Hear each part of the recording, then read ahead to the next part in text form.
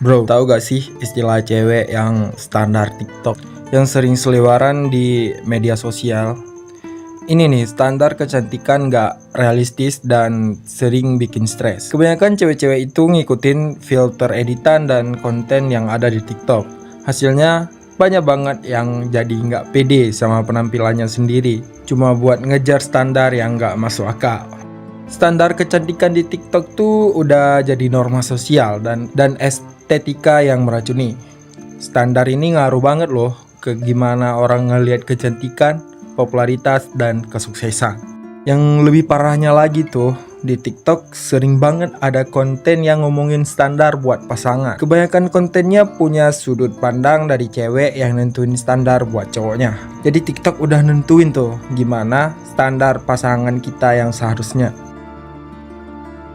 Dari hasil riset dan wawancara, gua udah nemuin nih banyak standar yang dipasang sama orang-orang di TikTok.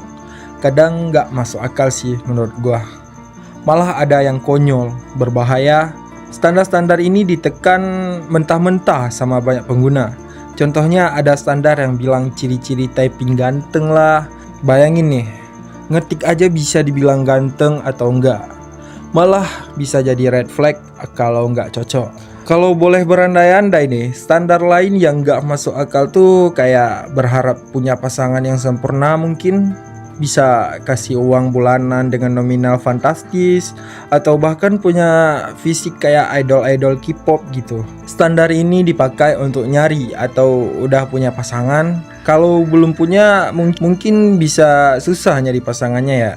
Kalau udah punya, pasti pasangannya bakal dituntut jadi apa yang dilihat di TikTok. Pasang standar buat pasangan sebenarnya normal-normal aja sih. Gue juga punya standar sendiri.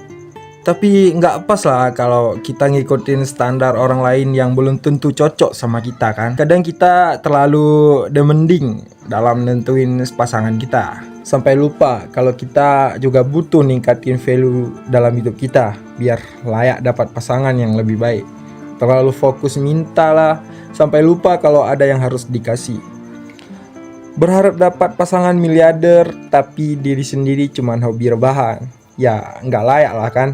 Berharap dapat pasangan pekerja keras tapi diri sendiri pemalas, ya nggak layak lah. Berharap dapat pasangan baik hati tapi diri sendiri kayak setan, ya nggak layak sih. Jangan lupa kalau media termasuk TikTok tuh penuh dengan kosmetik. Jangan langsung percaya apapun yang dilihat di sana, termasuk para konten kreator yang ngomongin standar pasangan. Kalau kita telan mentah-mentah semua omongan TikTok tentang standar pasangan tuh, alhasil standar kita bakal jadi nggak realistis. Mau pasangan yang ini itulah, sampai lupa kalau setiap manusia punya plus dan minusnya masing-masing. Laki-laki juga jarang dapet cinta tanpa syarat. Semua konten yang gua nemuin bahas gimana cewek pakai standar TikTok buat nentuin kriteria pasangan. Gua jadi inget quote dari Chris Rock. Bener banget. Seringnya gitu, seorang pria bisa cinta sama wanita tanpa alasan, tapi sulit sebaliknya. Mungkin ada beberapa anomali, tapi seringnya emang begitu sih.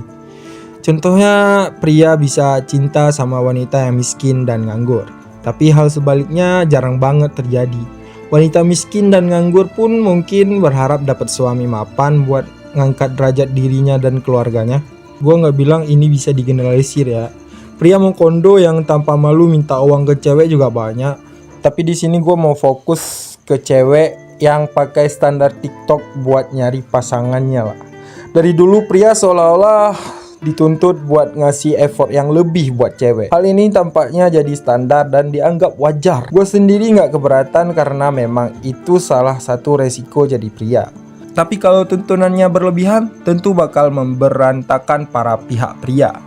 Kalau udah cinta, pria rela ngelakuin apapun buat ceweknya. Tapi kalau tuntunannya terlalu banyak, lama-lama si pria bakal merasa nggak mampu buat menuhin semuanya.